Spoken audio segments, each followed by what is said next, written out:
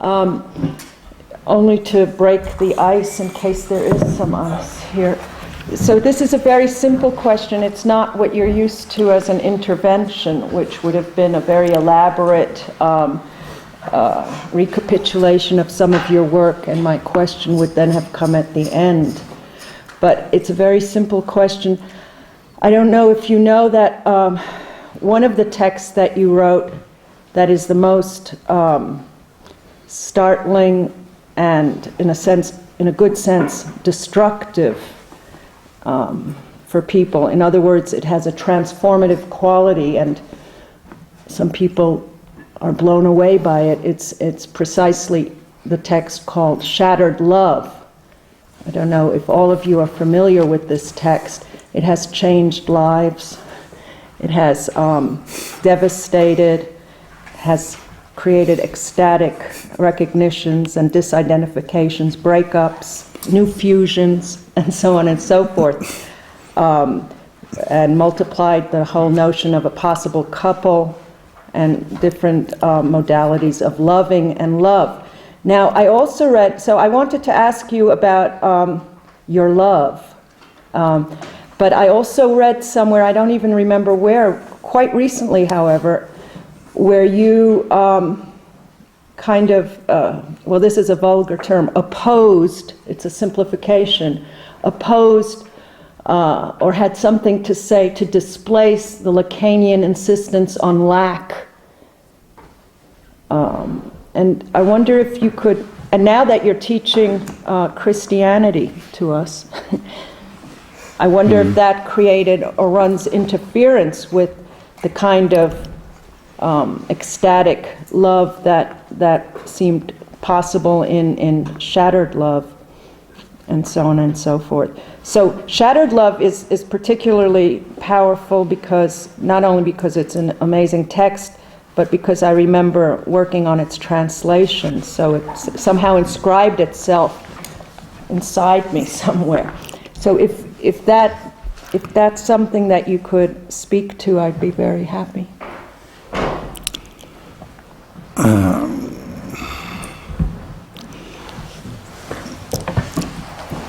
Yes, but I can't do what Wolfgang expected.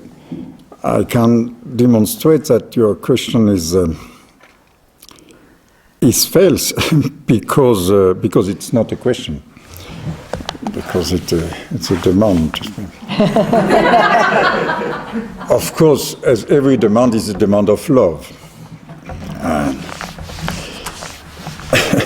But everybody sees every day how already you have my love. So,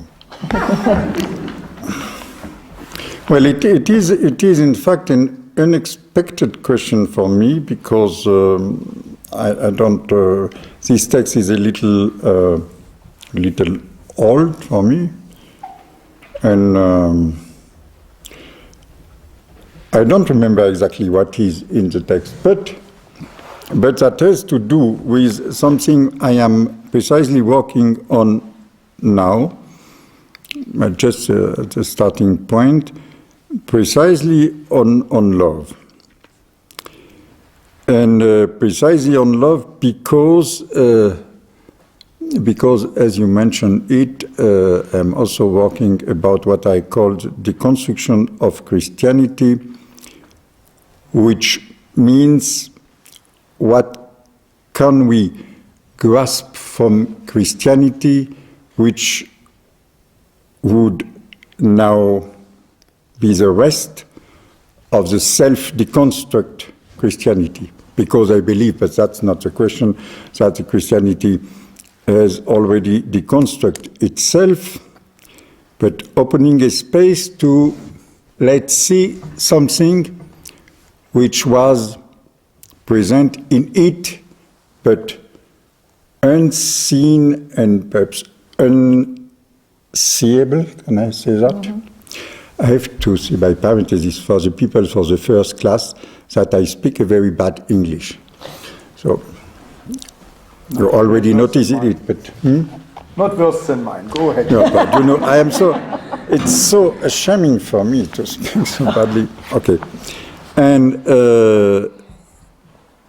So what, and among the things that perhaps remains from Christianity, belonging to it, but belonging to it as a kind of precondition that Christianity itself does know, but at the same time does recouvrir, to cover by religion and by the repressive, if you want, power of religion. Among those things, of course, is love.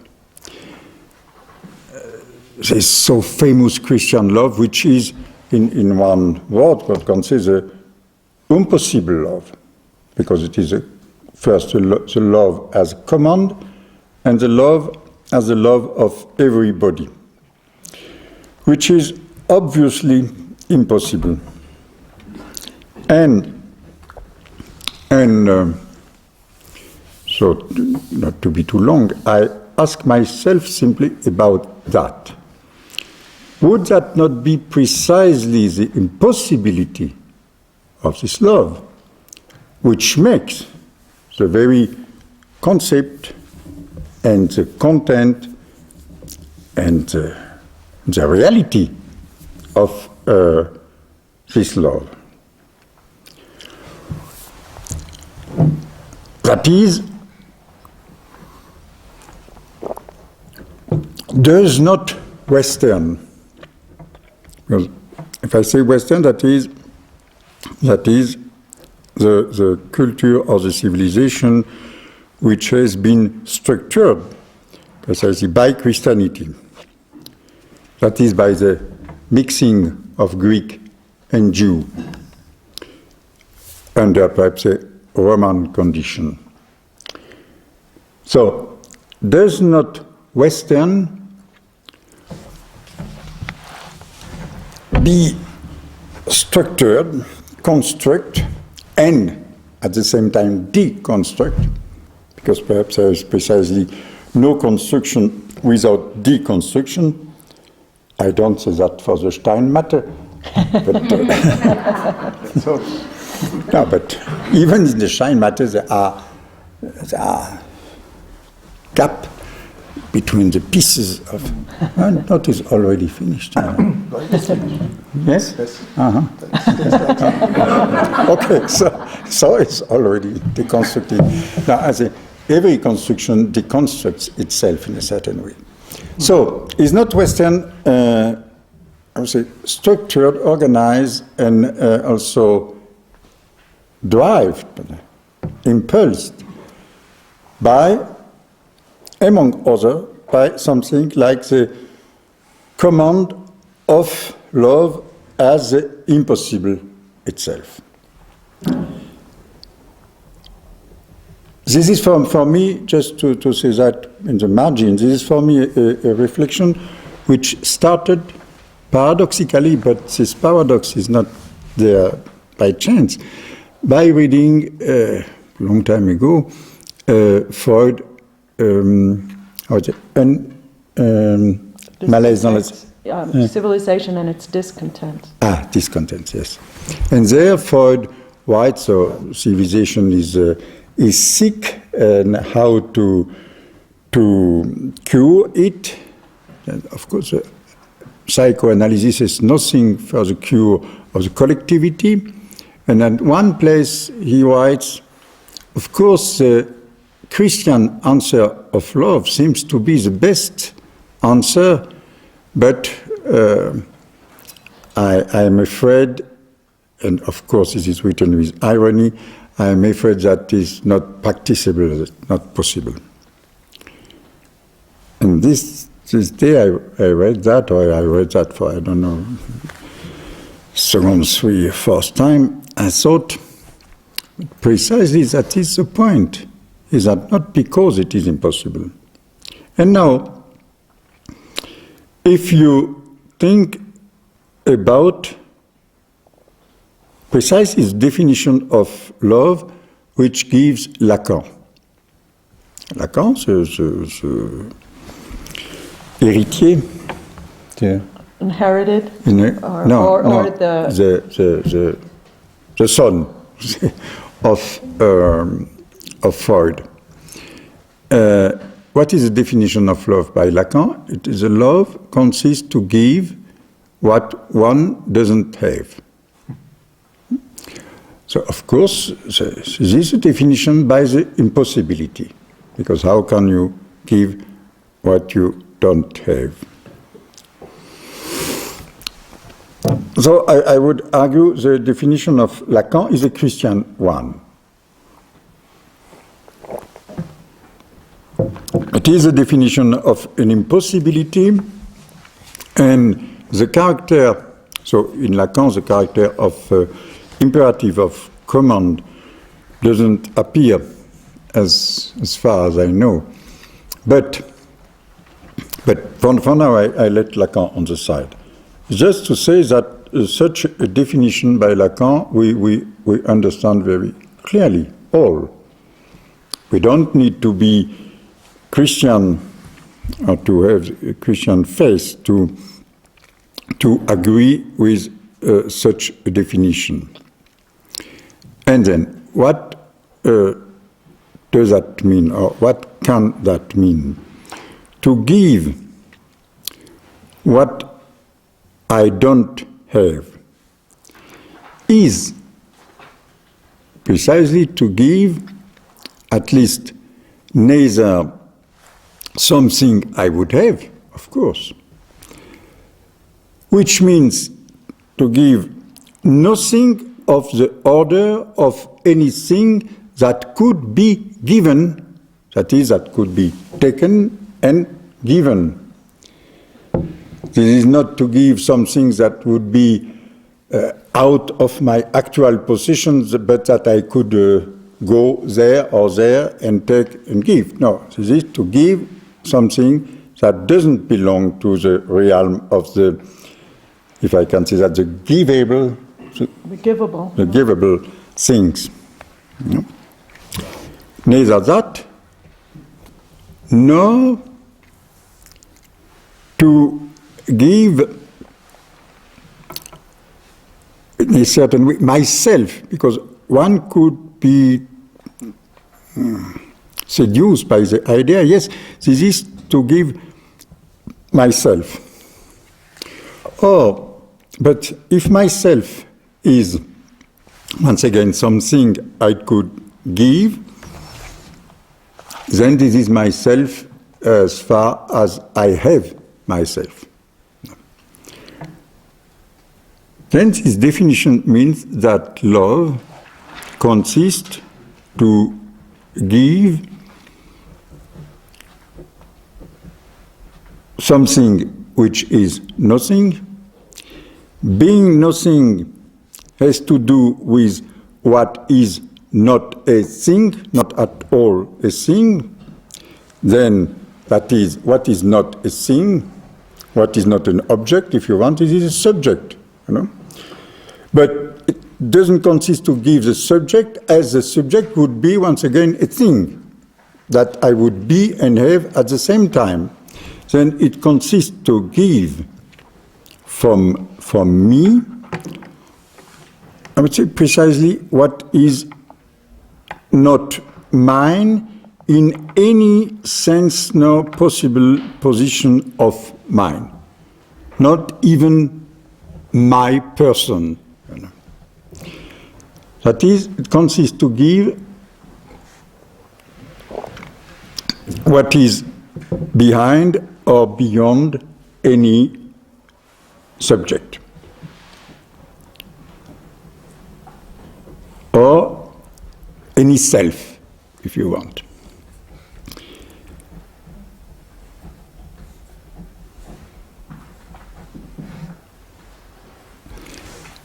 Which can be made only by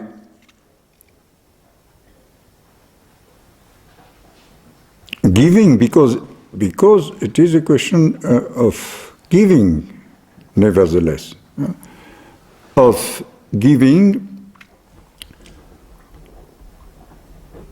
precisely nothing, then giving. To say that, I try to say something, because I don't know exactly how it should be said, of giving the fact that I cannot possess myself. You know?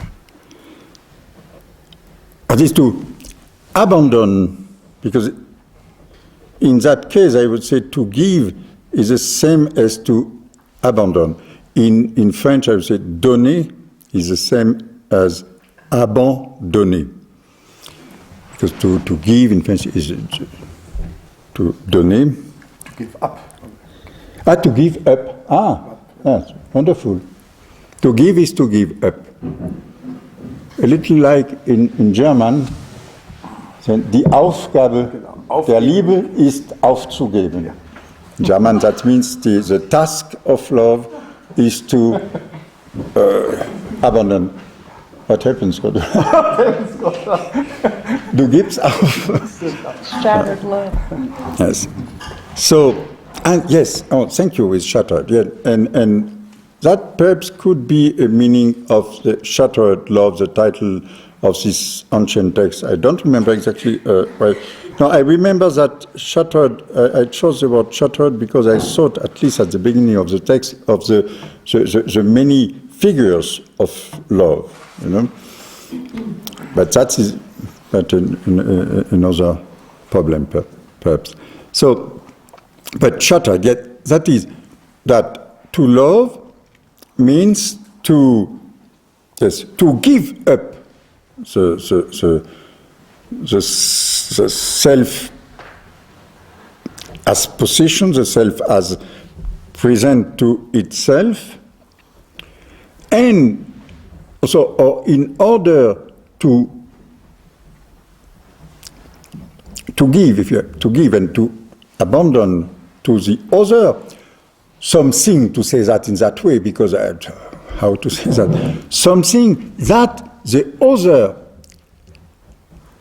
himself or herself has, to say that, in the same way for him or for herself, because he or she is as well a self. You know? That is, love is to share of the impossibility to be a self. You know?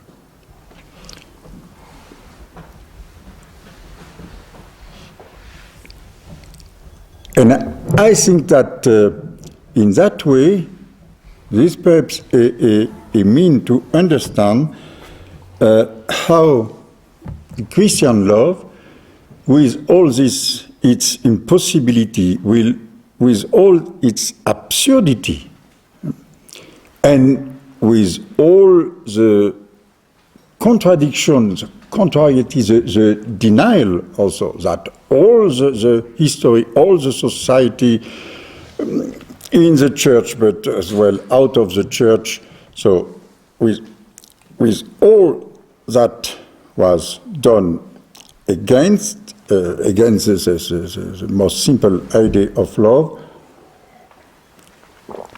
that idea still did organize something in the Western thinking, until the point where today I think we all share something of this idea, even if we are not sharing nothing from Christianity.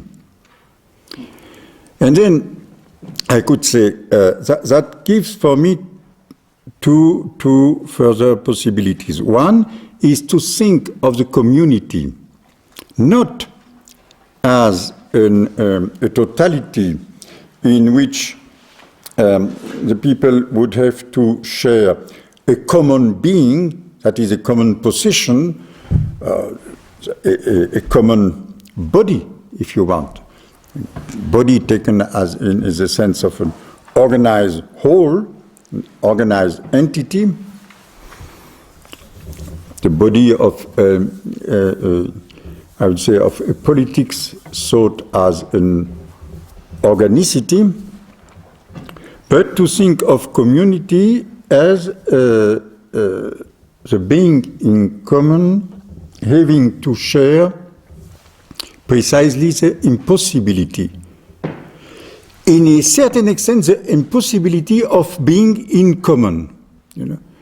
I would say the community of love is a community having to share the absence of common being, not the absence of being in common, but the absence of common being. There is no common property. And that is what we have to share. So I said that was first and second. Yes, second, there is then a way from there to understand what Christianity did mean with this love, which is at the same time, as you know, the love of the prochain. How you say that? And we say the neighbor. It's a the problem neighbor in English. Yes, it's next, little. In German, it's better. In Spanish, it's better, right? The proximo. But in English, we're stuck with the neighbor. Love you stop with the neighbor. Love thy neighbor. It's a big problem. Mm-hmm. This is what you say? It's a big problem. It's a big problem. Yes, I know. That's a problem. Exactly, Avital. So that's true.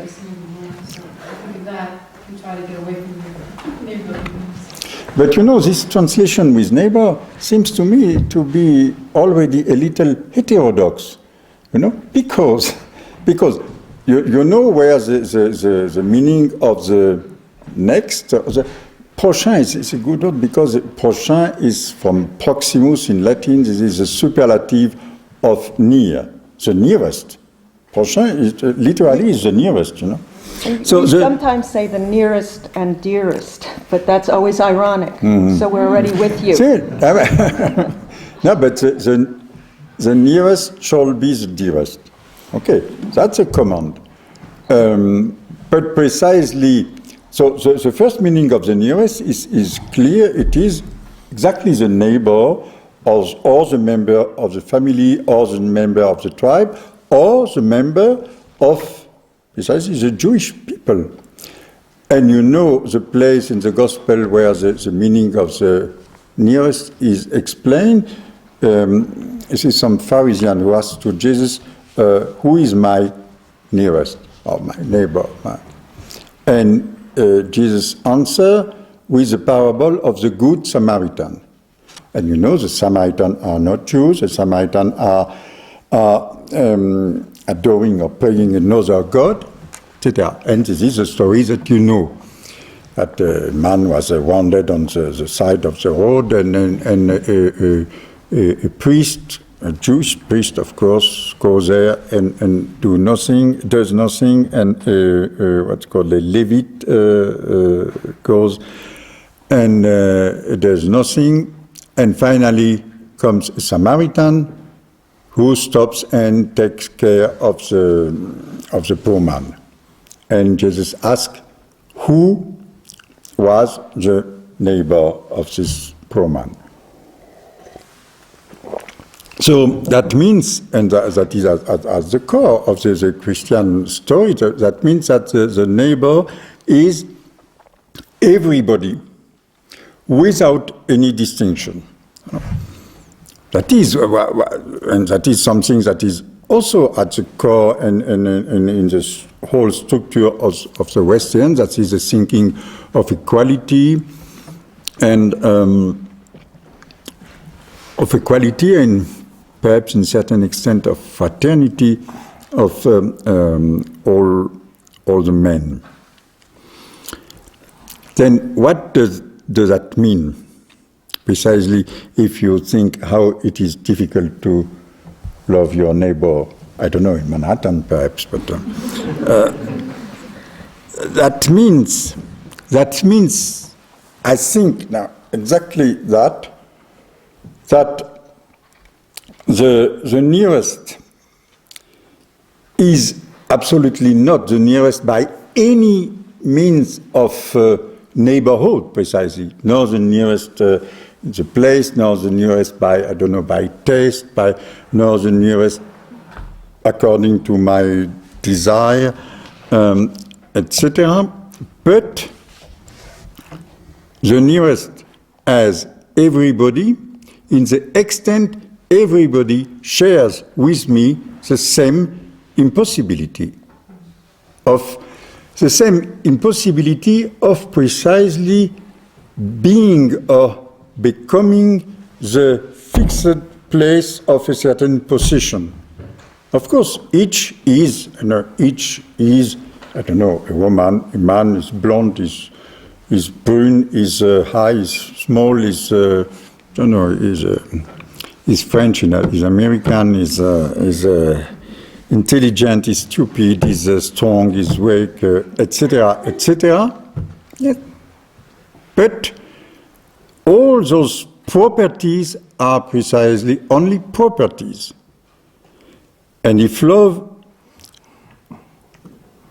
consists in giving what is no property, it consists in partaking precisely this common unproperty. Which means then that, and I will stop for now with that, which means that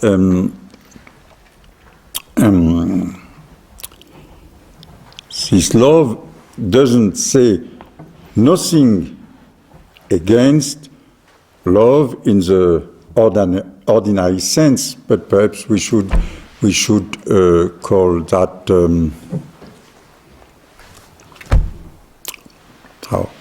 dilection, I would say, but I don't know if this word exists.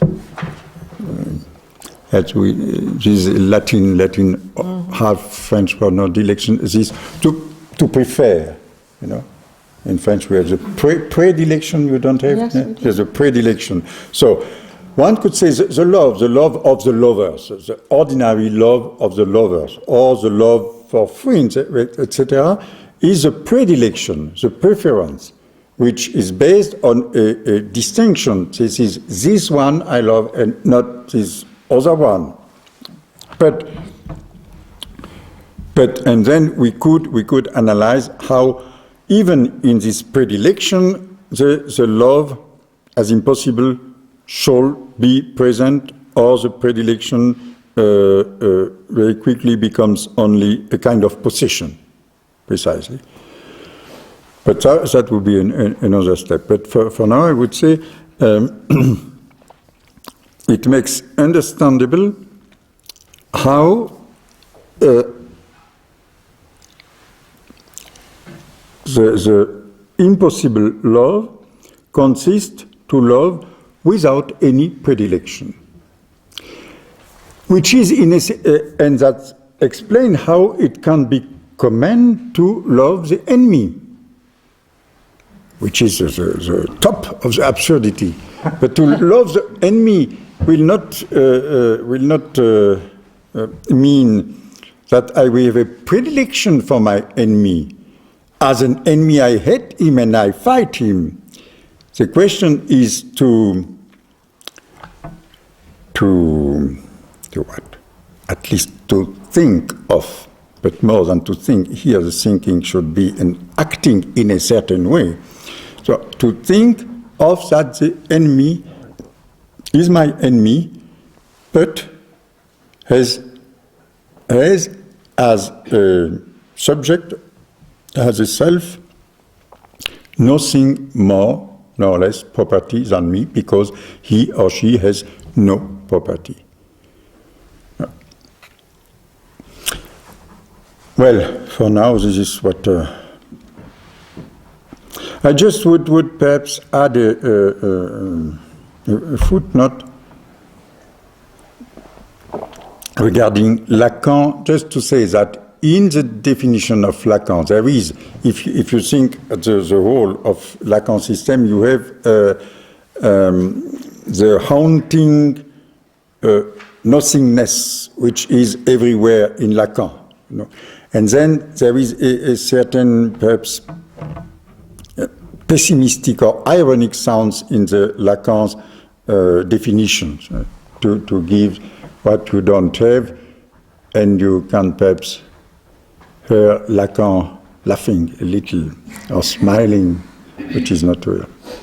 Well, I don't know. It's not just, perhaps not the only side of Lacan's thinking there, but there is so much in Lacan about an originary lack, etc., that I just want to insist that I would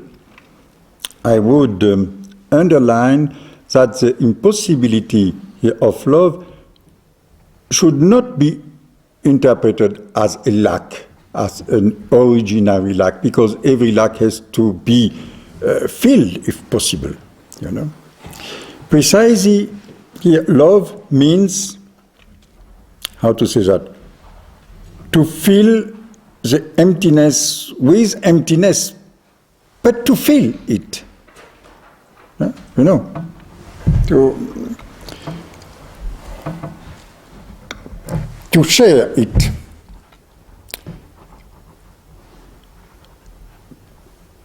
Because if it is not so, then the love opened only to death, which is also a very old tradition thinking of love in Western, you know. So love ends in death of both lovers, Tristan, Romeo, etc. Or the grave of love, which is marriage, and that's all. So in one way or the other, love is promised to grave. And that is precisely perhaps the reverse side of what I tried just to schematize. Well. Yeah, thank you for your open lecture. I knew I only had to make Avital ask a question, and he said, "Give us a lecture." He said, "I have not prepared." Now we can discuss. Oh, please. Yes, and let me just make a small remark here. As you know, the guy is not invited because he has to tell you some truth. He's here to introduce you to a certain way of approaching things. And if you see, he gives with one hand and he takes away with the other. But only sounds like it, or you perceive it like that, because you are so used to get an answer, positive or negative. And he refuses to do that. And as we know, Derrida, one of his teachers, maybe made him do it. The devil made me do it. But what he does better, in my opinion, than Derrida, is that after he did it, something appears. Something very fluid, very nearly imperceptible appears in this discussion of the impossibility of love. Normally sounds like, then it's settled, it's impossible, forget about it. But it's impossible, therefore don't forget about it. The impossibility is an opening in which something appears which cannot be grasped but can be lived in a certain way. So he gives us something by taking away. Derrida normally just takes away. Forget Derrida. It's just my reading of probably he gives more than I can see. Okay, so in this respect, when I invited him, my idea was, is there any political thinker nowadays I could respect? Because normally I have a total disrespect for anything political. That's just such an outdated, misused concept. Going back to Aristotle, you should throw it away and just never talk about it. Because they just use it to make you do things, bring you together to fight, to kill, to do whatever, or to pay at these taxes, what is even worse than killing, probably. So, is there anybody who gives us a new idea of politics. And I was pretty sure can only be somebody who's not talking about politics as such, talking about Christian love, and the body, things like that. Or Hannah Arendt, I think, is the other one talking about natality, and not about politics and institution and democratic processes and all this stuff. We learn to hate because it doesn't work. Just for the crooks to take care of that. So, is there somebody with this very strange way of approaching this? And I think here we have something, a politics which does not have this name, but maybe has a kind of practice of it. The impossibility, in this impossibility of community, as I said, we share this. That is, I think, I took out from it. You share the impossibility of community. And in this sharing, there is your chance of community. The community which cannot send you into death, which can maybe make you voluntarily die for somebody, what's that called? Opfer. That is a possibility. But this is no expectation. But you share this. And this sharing is not a word, an abstract concept that you share something. In this sharing, all your activity is kind of allowed. Expected is almost possible. Let's say it's possible. It's impossible. And only because as a community it's impossible. You can share this. And it sounds very vague. It sounds like nothing compared with all the big promises we got, what will happen if you have community. But this vagueness, I think it's worthwhile to explore a little more. And so I give you the chance to ask questions concerning politics and see what he is talking about. Okay. Diane, I know. Then. Well, but yes, okay, but perhaps later I would like to say something more about politics and community. Do you think? Okay, you want to give the second half of your lecture now? Okay. No, not now. First, Diana, and then we see, or even tomorrow. I don't know. No, please. Just to bring Derrida back in. See, I knew it. I shouldn't have said it. This isn't really the question I want to ask, but two parts, so then I'll come back to the third later if it comes up. But isn't in Derrida's book on the gift, Donner le temps. Given time.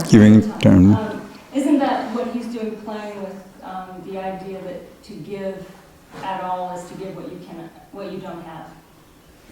Yes. But I take this is almost, I don't remember exactly with Derrida, but this is somewhere almost the same.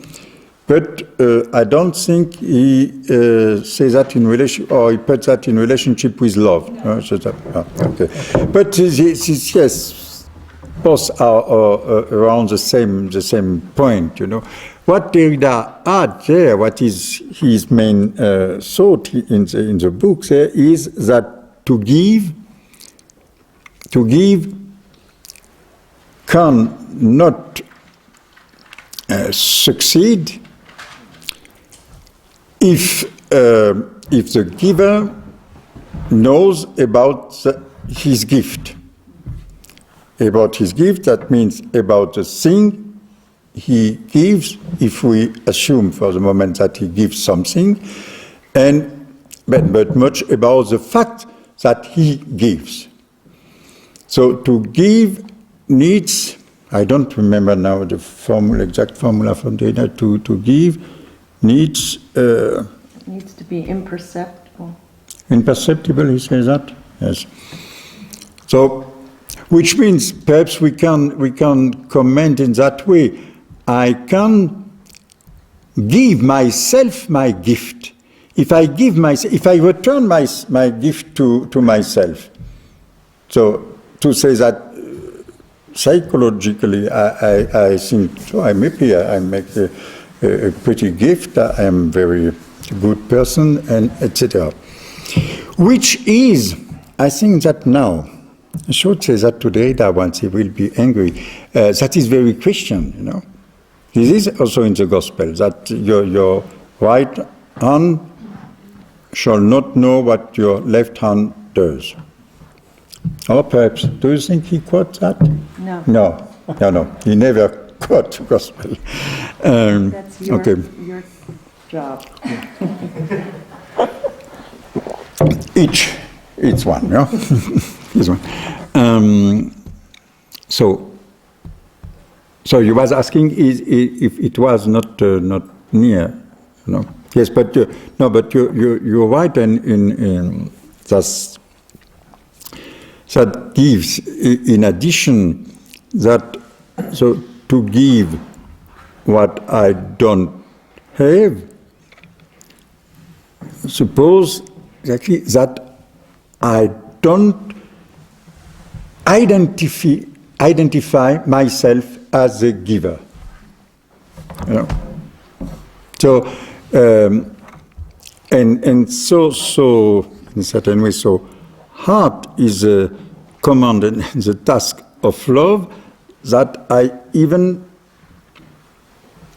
shall not return nothing from the love to me as a gratification. Of course, only in the which makes we could say this love absolutely unpresentable, and even in the feeling way. I don't say this love is not a feeling, and nevertheless should be a way of feeling to say the nothingness of predilection and of thing. But, and I return intentionally to the nothingness to say to Wolfgang that, and to everybody, that with a nothing, you know, one has always to think that nothing is not what I could say in English is not, or nothing is not nothing. Nothing is something. It is a something of no thing. In English you can do that. This is no thing. Yeah, because what is, in French I can do that with the word rien. You know, in French, rien, R-I-E-N, means nothing.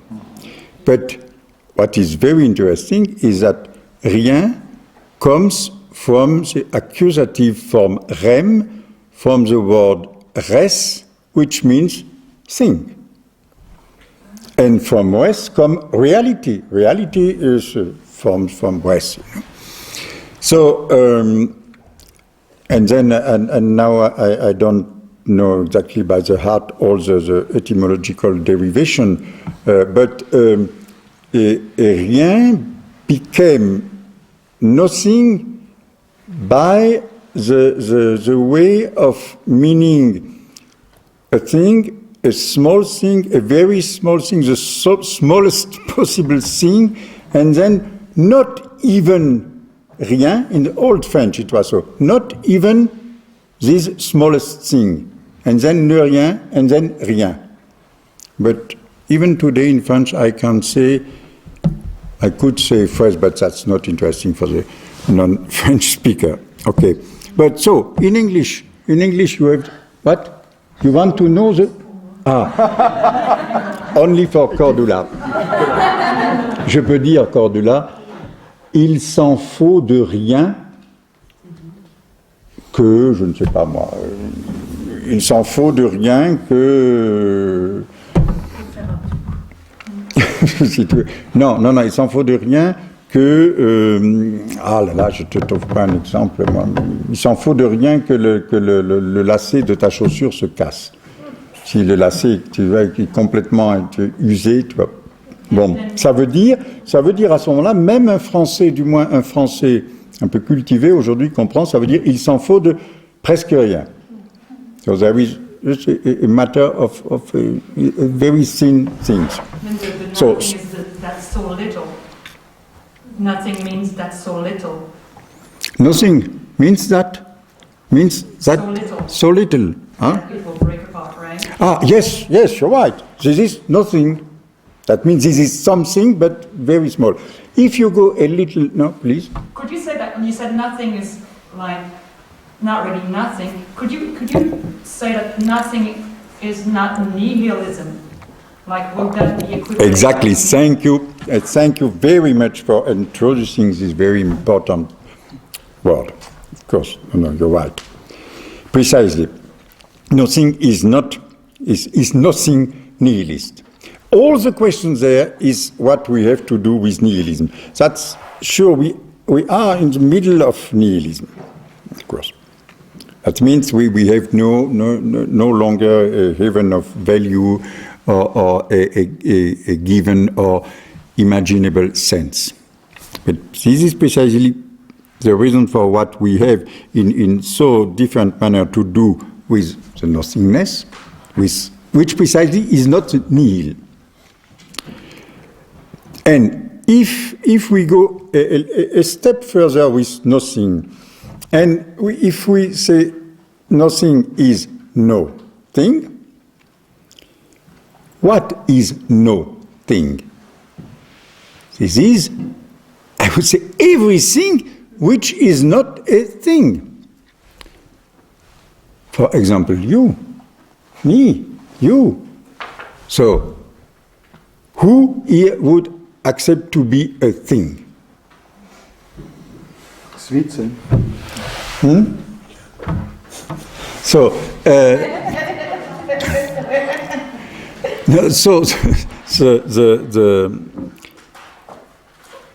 perhaps there is a very, very important point. I would say a point like the point that Archimedes, wanted to have to soulever, to sublate the world, Archimedes, in the theory of the levier. What is a levier? Lever.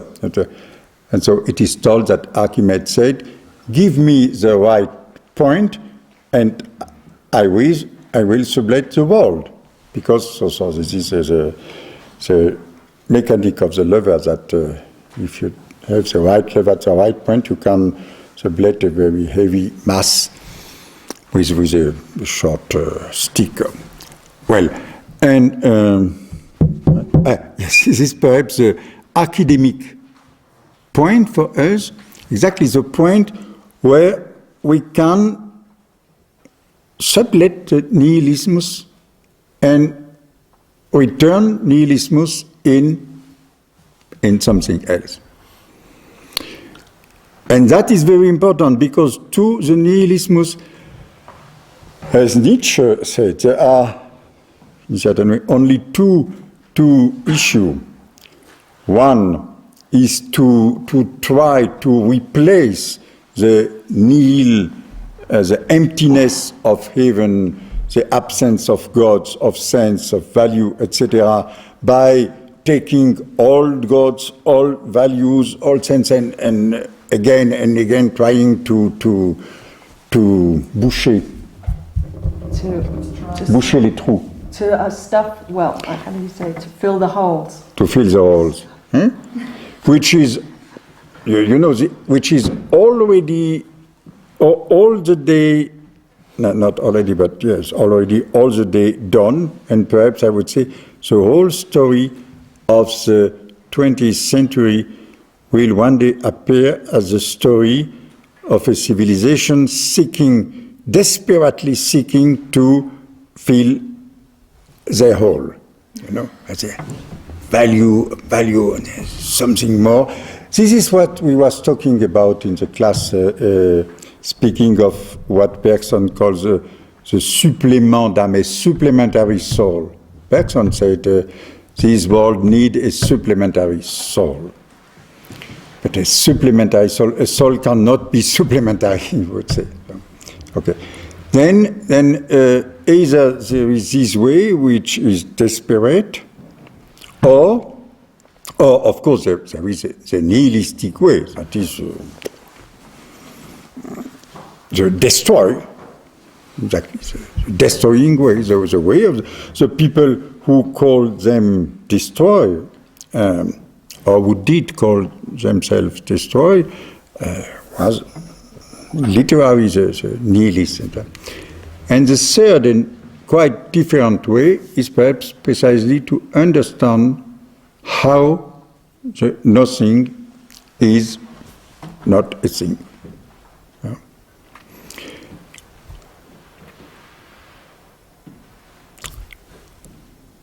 I'd like to part two.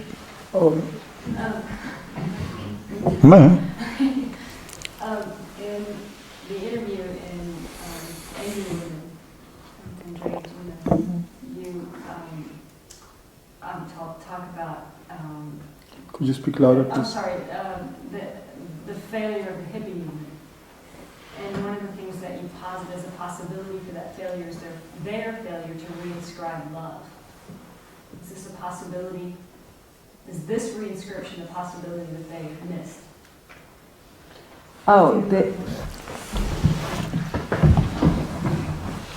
this is about, and this would allow you to talk about the difference, say, between community and politics in a certain way, which is in an interview that she's pointing to, to say very quickly, the so-called hippie, so-called movement in America, which was at one point moving under the signifier of love. And so we were talking about love and peace. Love and peace, but community. Make love, not wars. Yeah, all of that. Yes. Yeah, Kind of politics. lives there. So I don't know if. And you say they have failed to re-establish love. Now, yes, precisely as you said, this could be a way of speaking about community and politics, because I think it cannot be a politics of love. Because if love is what I tried to say,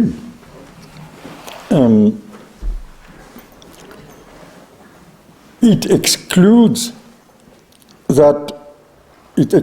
something that politics implies, that is a certain fulfillment, I can say that? Fulfillment? Fulfillment, So the space of politics shall be fulfilled, Totally organized, which doesn't mean totalitarian, but it has to be, to say the most simple, it has to be the law. And here we could say that the law is like what I call here a fulfillment, or a closed space. Precisely with love, what I said, it can be said in another way by saying the law of love. This is a very Christian expression, the law of love. The law of love is only a law in the extent that there is precisely no law, or that there is no closure of the law. Or, as it is said, again, not in the Gospel, but in Paul, love is the achievement of law. Love, the achievement of law, which means that love is beyond law, or that the law of love is the law commanding and indicating something beyond law, which means in an openness which remains open. Then that's for me a reason to think that community is one thing, politics is another thing. Of course, politics belongs to community, but politics is not everything. And this is the reason for what I told to Wolfgang that I wanted, or I was ready to speak, to say a word about that, because this is a point I am making a self-critique. When I wrote about community, a little in the book entitled The Inoperative Community, and very more explicitly in a small book which is not translated as a book in English, but only my part of the book, because it's a book with my friend Jean-Christophe Bailly, is published as an article in America. We take the subtitle, the title of the book is a comparison, no? Comparison? Yeah. Yes. And the subtitle, we take Coming Politics. But now I think this subtitle is a lie. There is no politics in this book. There is there is nothing which would open a way to think about the law, about institution, about state, about all those dispiriting things he was talking about, but all the things we need. And we need to, at the same time, to use them, to criticize them, to change, to transform them. But if politics is taken as equal, coextensive, and homogeneous to community, then we have to say that we are very quickly in the totalitarianism, because we say everything is political. And if everything is political, I mean, is directly, ontologically political, that means, very simply, everything belongs to law. So I can make a law about everything, about food, about art, about love. I mean, this about predilection, And there is a very ancient and not by chance quasi-originary model for that in the Western tradition. This is in Plato. The politics of Plato. It is often been said that the politics of Plato is quite totalitarian, because Plato says, yes, the law can and must say which man has to be married with which woman, which child has to be saved, which to be thrown, how you have to educate, etc., everything. Why? Because the politics of Plato is a politics which is thought as founded on something, namely on an ontology, a theology, etc. Quite contrary is the politics of Aristotle. And for some reason, it is only the way of Plato who determines a certain thinking of politics, this way of thinking that Carl Schmitt named the political theology. Even if Schmitt doesn't understand that exactly, I would say in a Platonician meaning, but that's not the question. And I think when we are in a world where there is no mean to give this kind of foundation as a transcendent foundation, that means when we are in a world without God, precisely in the world of nihilism, then it was absolutely normal and natural that the temptation, I would say, came to say the community as such, the totality of the community and of mankind should be the foundation of politics. And this is Rousseau, This is Rousseau. And in a certain extent, this is an extraordinary ambiguity in Rousseau, in the social contract of Rousseau, that this book is at the same time a book about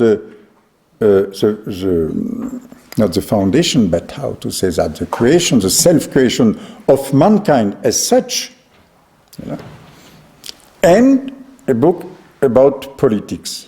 No? But he writes this contract, this contract, yes, made from an animal, stupid and born limited, you know, an intelligent being and a man. So the man comes from the contract and not the reverse, because if it would be the reverse, it would be it's quite different thinking of the contract, which was already by Hobbes or Spinoza, for example. But after that, when Rousseau tries to found a politics on this ontological self-production of mankind, he describes a while the thing, and then he writes, but such a constitution would be good only for a people of gods. So this is the reason for why there is such an ambiguity in Rousseau, and for what some people still now explain that Rousseau is the roots of totalitarianism and some other. But I think for us now it is very important to learn about the distinction between the community as such, for example, to think of it through this way of love and in other ways, and politics as the special order where, of course, the community has to establish a law to guarantee a management, as a management of justice, equality, the rule, etc. And I was smiling by saying management because it should be, I should be ashamed to speak of politics in terms of management. You know? But I think this is precisely today a serious question to know in what extent there is not something. I don't understand me, please. I don't speak of the politics of the managers. But you know, in Europe today, there is always the leftist critic goes on. Those socialists are only managers. They do nothing else than manage the capital. But precisely there is a very important point. Of course, there are different ways of managing, etc. No, but if such a sentence can be a total radical critique, that presupposes first that we know what other than capital we could right now propose, and first, and second that implies that we have an idea of politics which immediately goes far beyond any management, that is, to give not only the law, but the total being of community. And that is exactly what we have learned about in the middle of the 20th century. So. Okay, no, but now I have to bring some order here, because I see now that you are the law, you are always, the state, yes, all what you hate. And the order here is now so to... perhaps we can't make the revolution. Don't forget, I even said revolutionary. So I want to collect now your questions and let you answer this then as a collective. You know, is it okay? Yeah. So because then you can only give one speech and not 15. I love your speeches. I will stay here until 3 o'clock in the morning if necessary. But I'm looking. We should not do it to everyone. I think, James, if you still want to say something, you have been the first in advance. Then Victor, let me collect some other questions. Okay, let's see. Okay, I need a... So James, Victor, John, Right, James, Alena, Victor, no. Victor, then Joan. J, Joan, Alena, Greg. Jean, Greg, Looks like 3 o'clock in see. the morning it is. no. Jackie from New York. Yes, I'll be last if there's time. you had your spots. No, not too many spots for one person. Okay, that's 1, 2. That's enough. That's absolutely enough. All right. Please, James. Reading the interview about your concept of community and the concept of being with, I was reminded considerably of the way Wittgenstein talks about concepts, the way Wittgenstein says that a bird, a particular type of bird, isn't defined by a specific characteristic of the bird, but by a group of characteristics that the birds, say nightingales, we call a group of birds nightingales. They don't have one characteristic, but each one has a characteristic in common with each other one. And your concept of being with very much reminded me of that Wittgenstein concept. However, I also wondered how, although you can use that to define community, how can you use that to define different communities? Okay. Being with. Being with Victor now. Yeah, my question is somewhat similar to this. Instead of using being with, I'm going to use the word communication.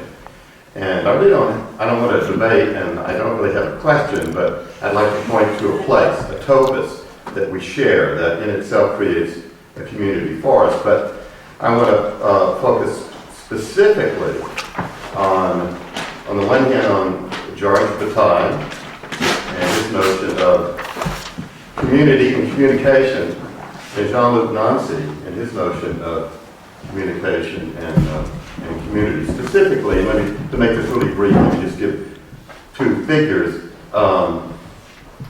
Georges Bataille talks about his notion that we communicate across our lacerations, our common lacerations, cuts. In Bataille, we communicate, it's a laceration. He talks about this in Guilty a lot. Non, j'ai pas compris. Tu peux pas me dire en français? Dans le coupable, Bataille parle de la communication comme les... Je ne sais pas comment dire. Oh, scars, somehow. Ah oui, d'accord. Oui, d'accord. Go ahead. Okay. We got it. It's the economy of suffering, of sacrifice and so on. And then you talk about communications touching.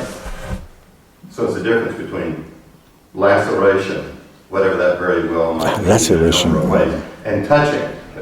So I was wondering if you would take a class on that difference. But that difference might be in terms of maybe a restricted or a general economy if we were to use those terms. Don't give your answer yourself. Let him give the answer. Jay, please. Yes, this pertains to the interview and poesis. You stated in there that if communication actually communicates anything, it's intensities, forces, effects, hardly concepts. And my question is, why exclude concepts? Aren't they a valid way of sensing the world? Can a concept or an abstraction be, in a sense, something that is essential? Tu peux me traduire un petit Oui, peu? pourquoi est-ce que tu exclus le concept? Read the sentence again. His sentence. Your words are coming now after you. Come on. If communication, Slowly. If communication actually communicates anything, it is intensities, forces, effects, hardly concepts. Tu dis, tu as compris les forces, les Where is that written? In the interview in Poesis, the interview in our journal. Okay. Now they come after you, the words. It's Okay. scary, I know. Joan? Can I get the last one on the list? Sorry. I'm interested in Maybe, bringing the yes. body back into this, even though Wolfgang said we're tired of the body. We're not. No, never. Never. And when you speak of love and you speak of this sharing of nothingness, how does that apply to the body? Not explicitly in an erotic sense, but in the body as a presence or an absence. Okay. And then how that also extended into community. Big orders he gets for tonight. Alena?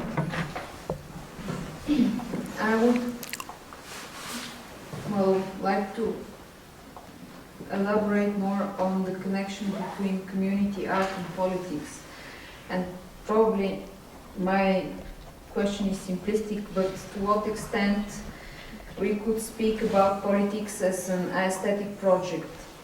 Because I think that my intuition is that we could speak about politics as an aesthetic project related only to the individual.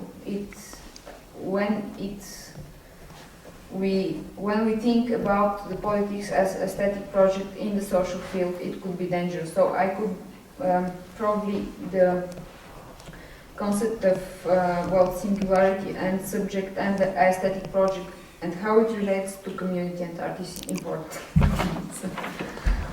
Okay, Greg? I like very much the idea of you giving one answer to all of these questions. I think this is Just wait.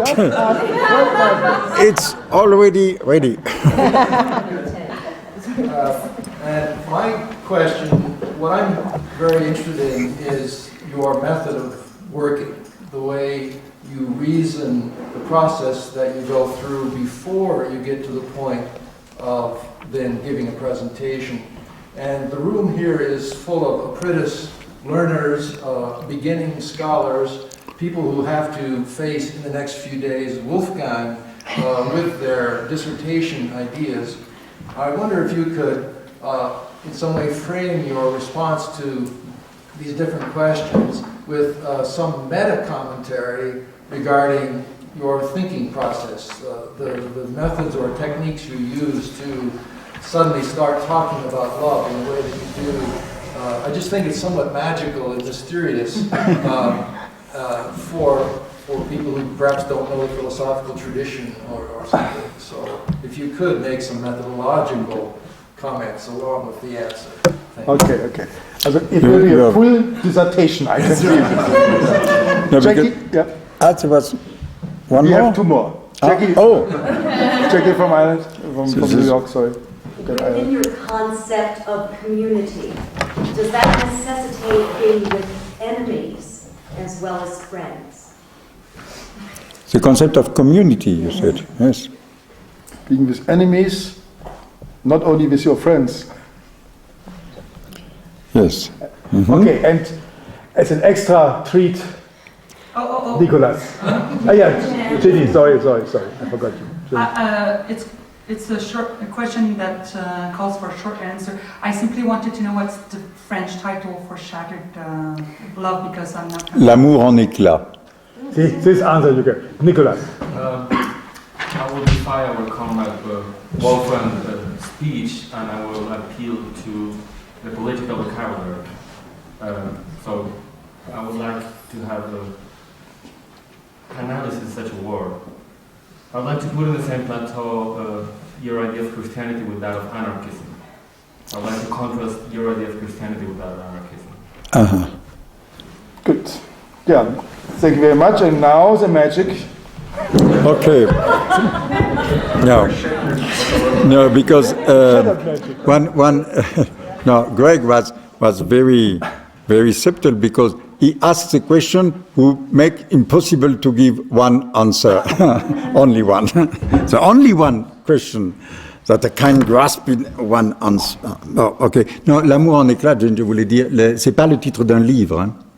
No, it's the title of a text which is within a book, and the book in French is La pensée finie. No, la pensée. Une pensée finie. But in America, it is not in the same book, no? This is a mess. No, mess is German. Okay. Okay. Now, until the question of Greg, almost all the questions made possible to give one answer, because there was many, at least 4 questions about community as a specific structure or mode of being, that is the being with, And to say first, regarding the Wittgensteinian Nightingale, I would say, for me, what interests me is that different nightingales are together.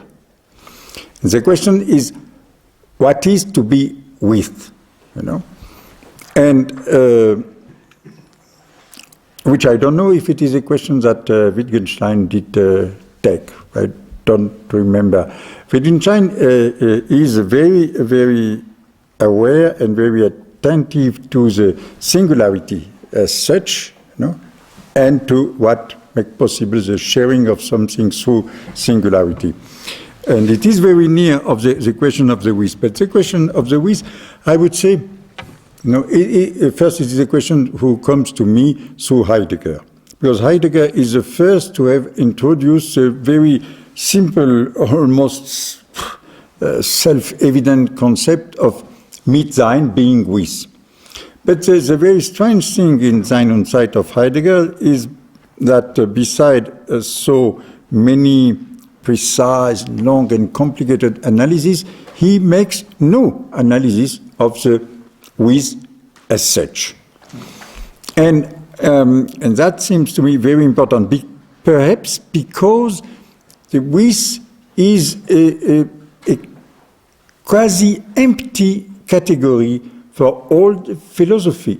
Philosophy, you understand what I say, you don't need to be philosopher to understand that our whole scheme of culture knows very well what is to be in or out, to be completely in and identify with something, or to be totally exterior, etc. To be homogeneous or heterogeneous, that's all. But to be with, this is the same thing to say that the glass is with the pen and on the table, and be on is a way to be with, or I am with Wolfgang and Avital on this side on the table, you are each with the other. What is that? See, in a certain way, this is nothing, because this is, so I and Wolfgang, to a certain extent, are like the glass and the pen, have nothing to do with the other. Then you have to go, of course we have much more to do, first because he is the director, I am, etc. And perhaps if we go a little further, we will find that we are 2 human beings, that so we share something, etc. But the with has a very interesting property to show a proximity. It implies a proximity, and once again we have the nearest, the proximity without, I would say, without confusion, without recovering one through the other. If the, I don't know, if the glass, if the pen is hidden behind the glass, you can't say there are with. Or if I hidden myself behind Wolfgang, there is no longer Jean-Luc with Wolfgang. So with implies proximity and distance.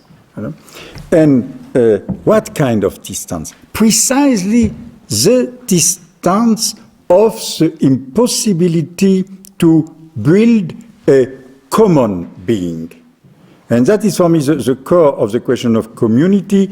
Community doesn't have a common being, a common substance, but consists on being in common. That is, from the starting point, sharing what? Sharing nothing. Sharing the space between With is in a certain way always between, or implies an in between.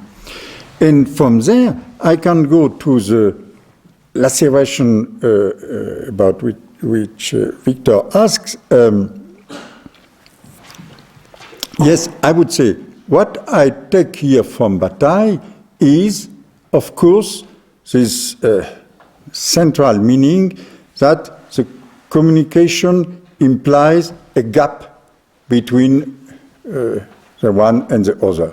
So, and that the communication is not the continuous transmission. The continuous transmission is the transmission of an information, And an information is a concept, that's for you. Right. So perhaps now you start. You see how...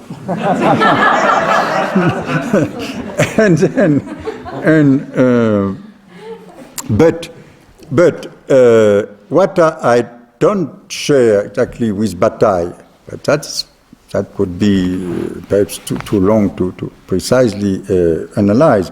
But I don't share absolutely is the way Bataille is going from the gap to the coupure. To the cut. To the cut. So the gap becomes a cut. So with cut I could agree, but the cut becomes laceration and then goes slowly to sacrifice. Which implies that there is still another realm, the sacred realm, to which I could transfer something. But at the end, Bataille did write himself, finally, what I call the sacred is nothing else than the communication of patience. Passions. Passions. Not the patient, yes, of the psychoanalyst, not the communication of patience, but of patience, yes, And from there we could return to love and etc. with passion. And once again, for you, the man with a concept, in the sense that in the communication, perhaps it should still be a communication of passion, even if it is through or with, or if you want, by the means of concept, And so this is, in a certain way, like Kant, who wrote, I cannot read Rousseau without being too much troubled. So I have to read Rousseau twice, because the first time I can't sustain my emotion. It is perhaps a very good example of communication between men of concept. So I think, Victor, that touching, the touch, seems to me indicate the same thing, that is the distance in the approach, but by avoiding all the question of cutting, sacrifice, etc. As well as I disagree with the way Bataille is always presenting the sex of the woman as a blessure. As a wound. As a wound, And why? It is because it implies, a wound implies that there is some penetration into the flesh, that there is, cutting the body. But the sex doesn't cut the body no more than the mouth and then, but the anus or any orifice does cut the body. It is an opening, which is something different. This is why, for example, regarding eroticism, which comes, of course, with that and with Bataille, I like to say there is no penetration. Penetration is a certain way, there's no meaning, no proper meaning. Because to penetrate is to enter into the internal structure of a matter. But in physical love, as well as in spiritual, or it is the same, there is no penetration into. There is, I would say, everywhere a touching, you know. And that could be discussed also in relation with something else in Lacan. But okay, so. But excuse me, why do you say that there is no penetration? If I can still remember this act, you know, it's a long time ago, but it goes like that. So there is a penetration going. So you mean penetration where? Yeah, in from the penis in the vagina. Maybe your parents have not told you that. Remember once you pointed out the prejudice that a vaginal structure is an interiority. You might remember. So you have to give I some. don't remember. Tu as dit que ce n'est pas Oui, you're right. You're right. This is exactly what I mean. This is not, as said, habitual. The vaginal structure is not in interiority. You know, it remains in exteriority, and in a certain way, you know. Of course, that should have been more developed, to be clear. But like something I said 2 days ago, I think in the class, you know, for me, the body is first a hole, if you want, a tube, and around the tube is a skin. Nothing. There is no question of penetrate inside. This is a certain topology, almost like certain topology in Lacan. There is, but in certain way, a simple topology, a tube and a skin. The first character for me of this topology is to be a resounding thing. And this, the air can go through the tube and you can hurt the skin and you produce music. A body is first a certain sound, and that is the voice, you know. And yes, I would argue, perhaps with a little more time, that to make love is to produce a sound, you know. And sometimes a real sound, and even with words, but even in the silence, it is a certain sound, it is a certain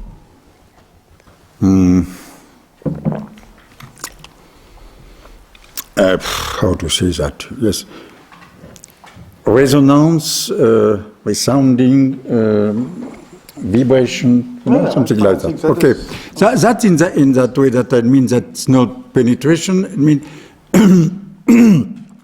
not penetration in the sense, you want, in the sense that love has been seen as penetration, as fusion, and as confusion, you know, which goes directly to death, because the only place where the two lovers can really penetrate themselves, each other, and become one thing is in the grave.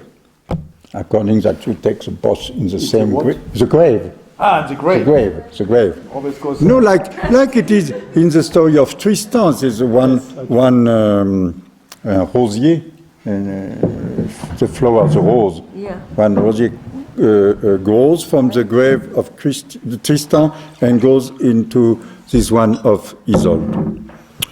Okay, and then. Because not to be too long. And then, John, you asked about the body as a presence of an absence. Is that not? No?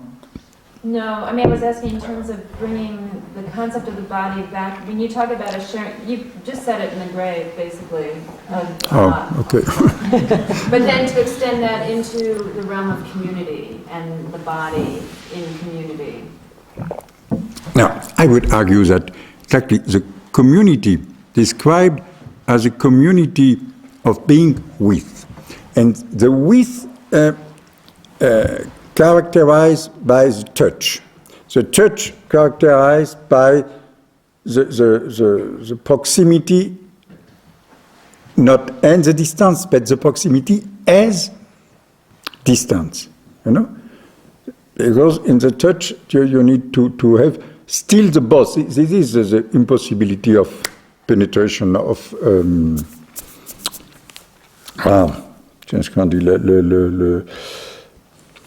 forget it. Then the conclusion is a community is a community of bodies and nothing else. Which doesn't mean this is a community like the glass and the pen, you know, which means that to be in common, we need the exteriority of the bodies, you know. So, contrary to the very old and so much repeated model where the community should become a pure community of spirits, becoming what? One spirit. In that point, there is, to come back just one moment to Christianity, there is an enormous ambiguity in Christianity. Christianity gives the model of one body for all. It's called the mystical body of Christ. And normally the mystical body of Christ is or was understood as the unique body of all men. But a couple of theologians did even understand it as the totality of the universe, you know. And but at the same time, which is quite contradictory to Christianity, but the singularity of each, not only each man, but each creature of God, each being, as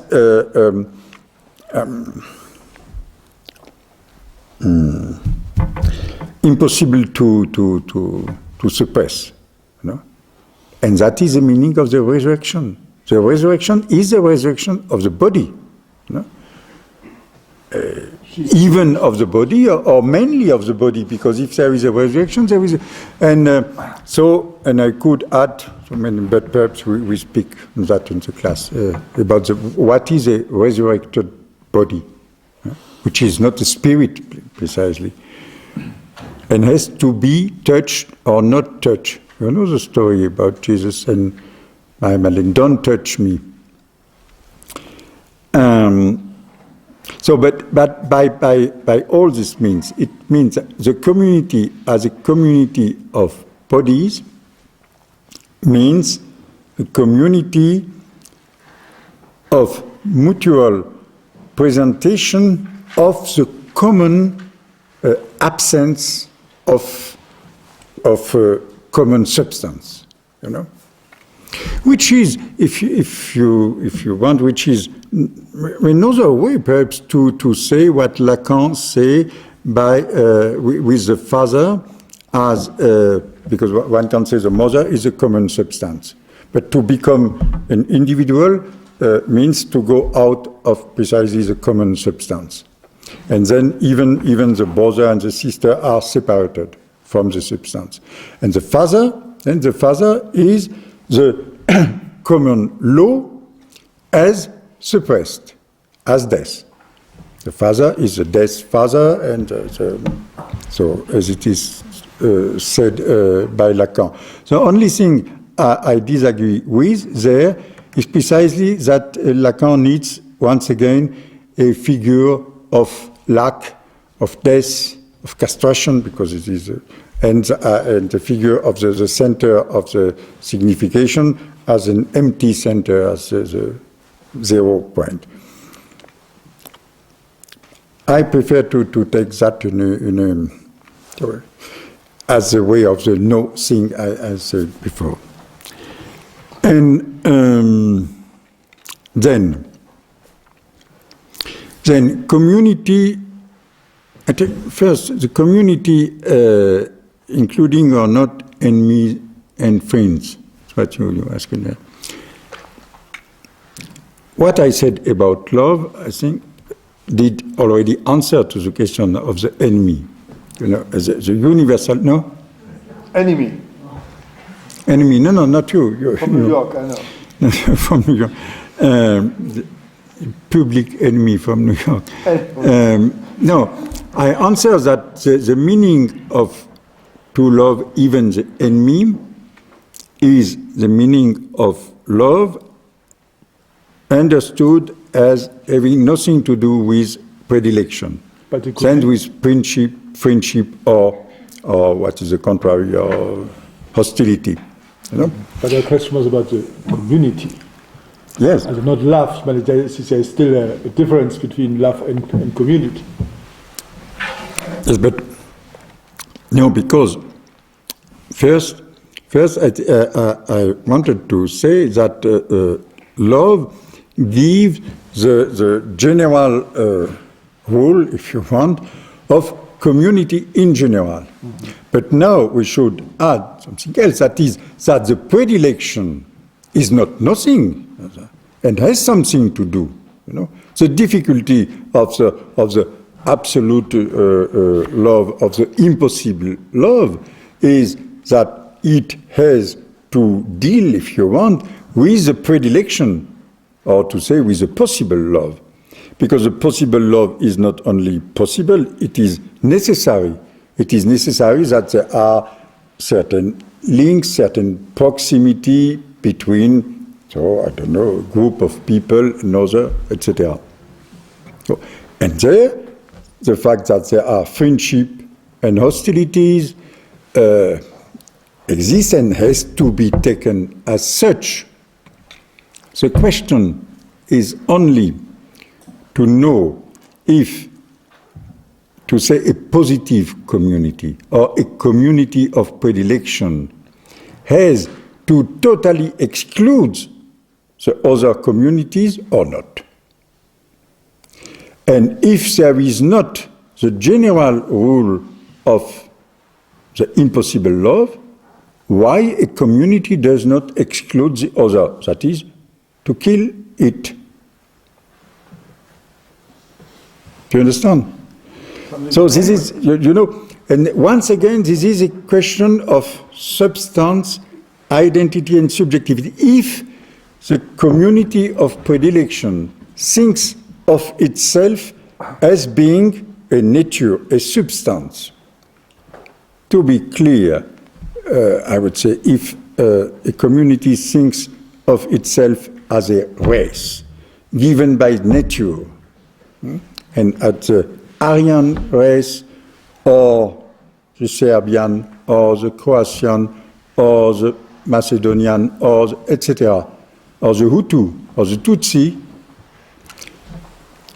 this community has the absolute right in a certain way. It has no other right than to kill all other, because it is the only community and has no reason to recognize the existence of other communities. Then, the question is simply, we have not only to build the communities of predilection, but to understand how the communities has to be related to each other. Then, and then, community, art and politics. Alena, I could say yes, I agree with you, but your way to formulate the answer, politics can be an aesthetical project only in relationship to individual, not as a social project, as you say. This is what I formulate by saying politics is not everything. And then I think it's better to think that politics has not to become an aesthetical project. If politics is, what I said before, is the general and closed law. The law has nothing to say about, to say, beauty. And as it is known, the Nazism can be interpreted and called how Lacoulabar did that by the name national aesthetism, you know. And finally, there is a question about, I can reread, Christianity. Christianity and anarchism. Yes. Final answer. Wonderful, Nicolas. I agree. I agree. Bravo. No, I could develop it. It's no need to develop. Okay. No, of course. Hey, one second. No. I did not answer to Greg. And the question of Greg is so different, you see, so original that but I am a little paralyzed by this question. Because, and I understand very well that you pose it. Do I have a method? I don't know. And, no. No, really, no. But I think I was educated, and more than educated, how could I say that? I was éveillé. I was And yes, and touched by a certain number of persons in my life. I mean, because the first time that I heard somebody teaching about Hegel in a certain way that did touch me, even if I did not understand very much at this time. I speak of something when I was 20. And all those persons, among them I could say, I don't know, people like Ricoeur, later Derrida, Canguilhem also, and other people who are not known. And I would say all came from outside. This is perhaps now I am ever thinking by outside expositions, and that's all. And of course, I speak of living people, because when I'm speaking of touching, first I think to the living people, but it was the same with some lecture, with a lecture of Hegel, this one of Heidegger, a reading. Perhaps, A reading. A reading, a lecture, yes. No, not the open lecture, the reading. And so what I mean is that all that gave me quantity of impulse, you know, and then I tried to work with that. This is why, you know, I don't think I have so much improper with me.